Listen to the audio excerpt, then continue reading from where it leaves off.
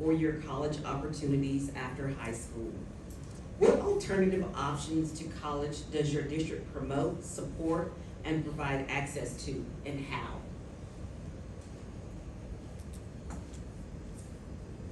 Well, in Fredericksburg, this is an area that we have the potential for major growth. Typically, over a historic perspective is that it's been the city, and that close to 85% of our students go off to a higher ed experience.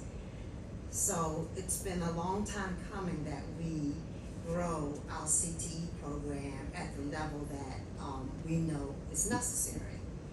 Prior to COVID, the state had pushed the initiative that regardless of whether or not a student's going off for a four-year degree, all students should have a trade, a career and tech certification. So we were definitely moving that way to endorse and promote that. Our limitation is space and justifying the cost of the more expensive programs because of being a small school division. Our high school, is about 1,000 children.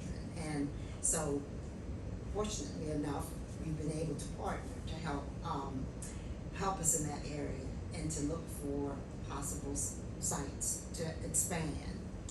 And so we certainly view this as a parallel track, and we certainly want to endorse our students enhancing their profile for their academic growth in the CTE area, along with the academic pursuits.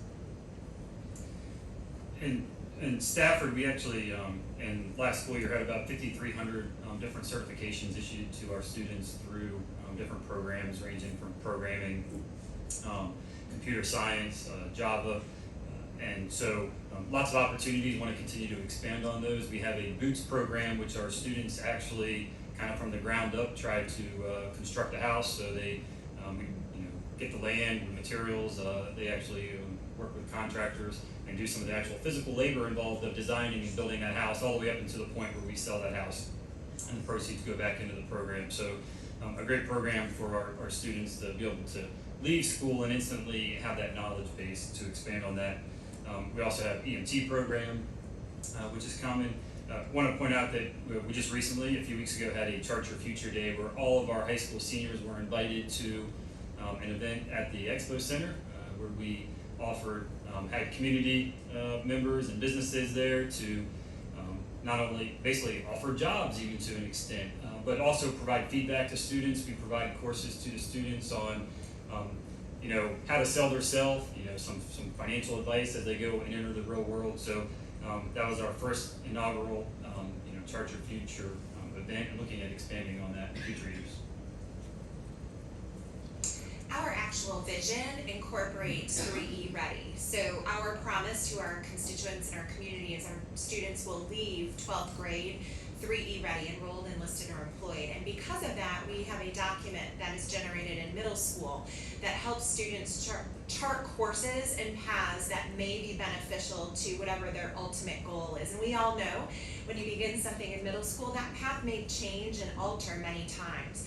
But because of that, as a Singleton High School in a rural community that serves 4,200 students, we are really thrilled that we have a full body of complement courses for CTE within our high school. So that is an anomaly in rural divisions where you are able to have 13 to 15 different career and technical education opportunities with a massive number of certification and credentialing potentials.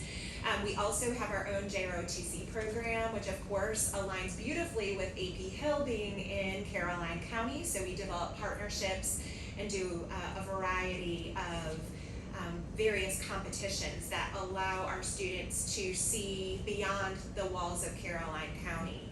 And then finally, with enrollment, I think we all have been really focused on the breadth and depth of our counseling departments, not only for the 2 and 4 year community opportunities, but for trade schools. And so one of the things we're really intentional about is communication. We make sure that in our newsletters, in our messaging that goes out to staff and to families, that we are spotlighting every E. Not one E is more important than others. And I think our data from this past year is reflective of that, where we have 60% of our student base doing 2 to 4 year colleges, 30% doing employment, 6% doing military, and 4% doing other, such as trade schools. And the area of growth for us is really looking at that employment base and making sure that the employment that's being identified is sustaining of a life that is of quality. So, Dr. I think a lot of us do a lot of these same things, so I won't repeat certainly what Dr. Calveric said. And really it's in every division that you emulate and you replicate, right? And I think some of the difference might be in how you promote these things and how you go about exposing it to your students as early as possible.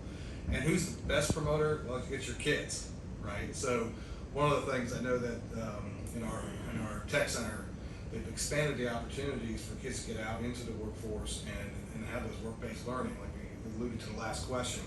So I think last year they only had 40 kids go through that program that had work-based experience. This year they have over 120 applicants already, and I've already placed 40. Part of that is having those paraeducators in that building and recruiting kids and going out to the schools and talking to kids about what opportunities are available for you in those workforce areas. So, and to look a little bit to the JROTC, we're very proud of the 2 programs that we have. They are outstanding, and that's the other side of it. These programs, you can't halfway them in tech or in JROTC or any of these peripheral programs. They have got to be top notch, first class, and I think you have to make a commitment as a division that you're gonna really monitor that progress. You're gonna collect data the same way you would for SOLs, right? You're gonna keep track of your credentialing and try and improve that every year, set goals, and really go about it programmatically and strategically to make sure that you have kids that are exposed to those opportunities and you enroll them, you go after them to enroll. Because a lot of times they're just not going to sign up just because mom or dad, they may not be aware of it.